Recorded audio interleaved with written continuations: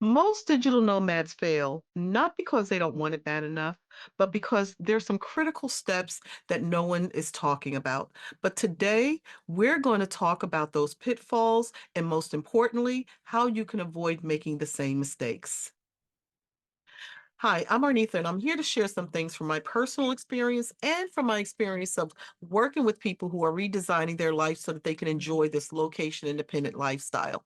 I hear the excitement, I see the excitement, I hear about a lot of successes, a lot of failures, but let's be honest, a digital nomad lifestyle sounds great on the surface, but there's some realities that are being overlooked, and that's because we're scrolling Instagram, we're reading a lot of how-to articles. We're in a lot of expat communities, living vicariously through other people's experiences. This video is not about crushing dreams. It's about setting you up for success and getting you through the tough times that will come. So let's dive in. Let's look at some of the common pitfalls so that you won't make some of the same mistakes that others have made. So, pitfall number one is the idea that you'll figure it out as you go along. That is a huge mistake. And when I say figuring it out as you go along, I am talking about financially. Okay.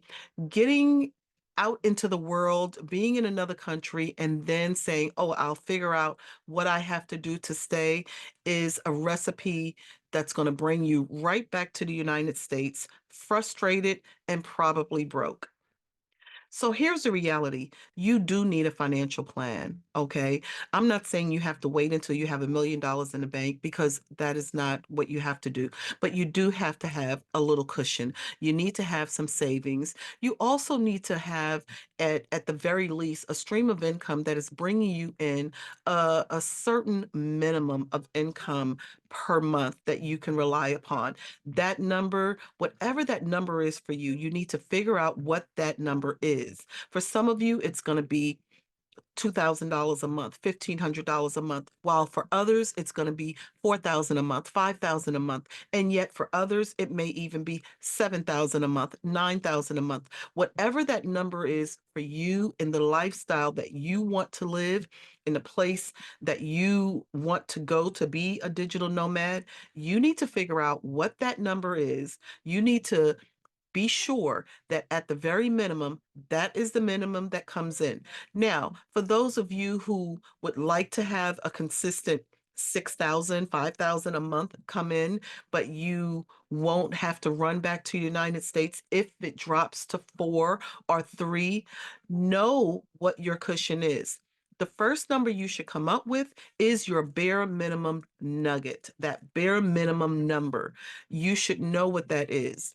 Okay. And you should know that you have that coming in as an income reliably. Okay. Now, inside the RYL Abroad community, we work on you getting that because we don't believe that you should go out and be a digital nomad by piecing together a lot of freelancer gigs or a lot of unstable remote jobs because you can, get into another country and 2 months down the road, you lose that job, right?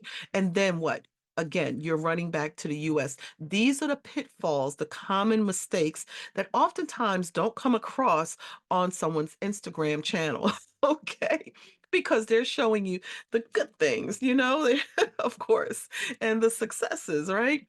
But that's the reality. So you need to develop a stream of income that you can trust, that you can rely on, that's going to come in, whether it's through dividends, whether it's through your savings, whether it's through passive income that you've created.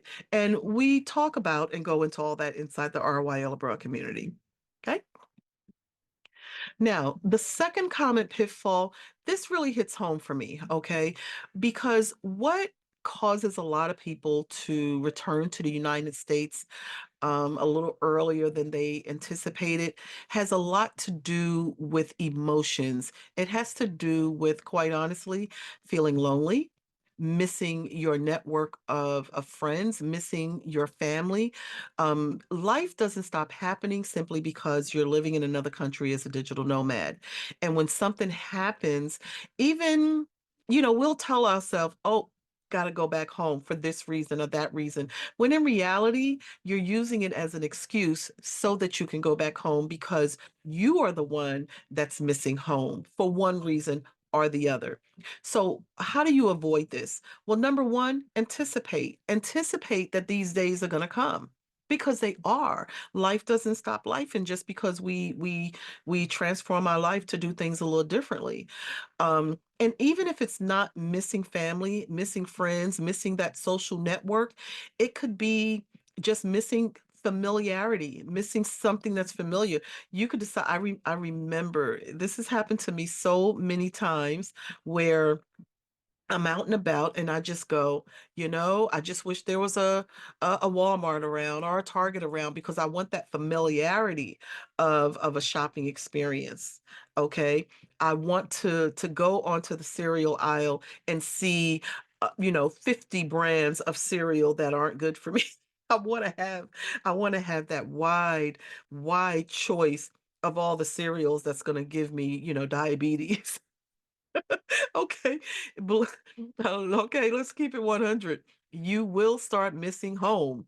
That is the gist of what I'm saying. And you may run into days where all of a sudden um, being in a new culture is not as whimsical, is not as exciting as it felt, a couple of months prior. You may have a day where, or days where things start annoying you, frustrating you, language barriers start getting to you. Just simple things. Every little thing will start gnawing at you. You're missing home.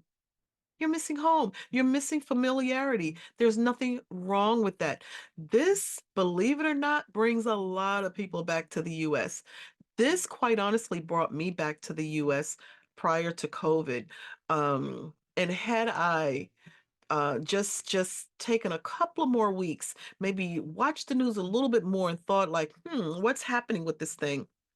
I mean, but none of us could anticipate, hindsight is 2020, right? But I came back to the United States thinking I would be back just, maybe 60 days or so, and got stuck in the shutdown. And that turned into, we don't want to say how long, because we know how long the shutdown went on and everything. Um, we know what happened. But these days are you should anticipate them. And I want to tell you that the point of the journey is to work through those times, not to tuck tail and run back to your safe space. Work through them, okay? We're better off when we work through it. Trust and believe. Okay, let's talk about the third common pitfall. We throw this word around a lot. In social media, and and the word I'm talking about is freedom. Okay, we toss this word around freely, just thinking, the name of the game and the ultimate goal is to have the freedom to get up every day and simply do whatever it is you want to do. And we see these terms, work from anywhere, and it's like, oh, it just sounds like a dream. But the reality is most of us are not prepared or discipline for what it takes to be productive, to be independently productive. It is not the same as going into an office. And I think sometimes this is why people prefer to try to find a work at home, work from anywhere job, because then at least they have a time that they have to show up. They have to be at a desk at a certain time, be on a Zoom at a certain time, and it provides structure. So that is ultimately what I'm talking about here. Digital nomads fail for lack of structure. Okay. You have to know how to be disciplined, be productive, and how to navigate work from anywhere workspaces. Okay. Any given country that you decide to be a digital nomad in will most likely have several options of where you could work from.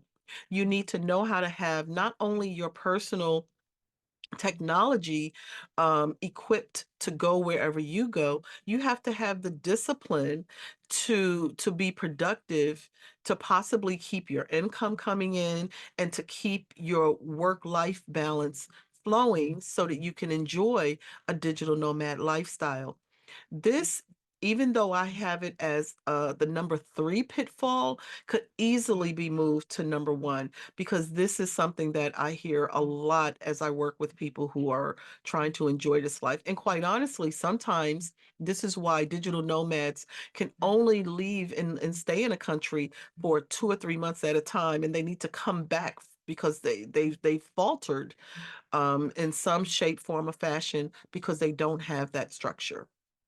So trust me, even though working from a beach sounds great, looks great, your productivity, your motivation will falter and will make you fall flat on your face if you're not careful in this area. The distractions, when you have this quote unquote freedom, are very real. This is why inside of RYL Abroad, we do talk about systems. We do talk about productivity and how to keep you on this journey. We're not interested in just extending a vacation. We're interested in helping you get a complete and utter lifestyle change so that you can really experience a location independent lifestyle. So if I haven't invited you already, please join the community and let's get out there and live the life that you dream of.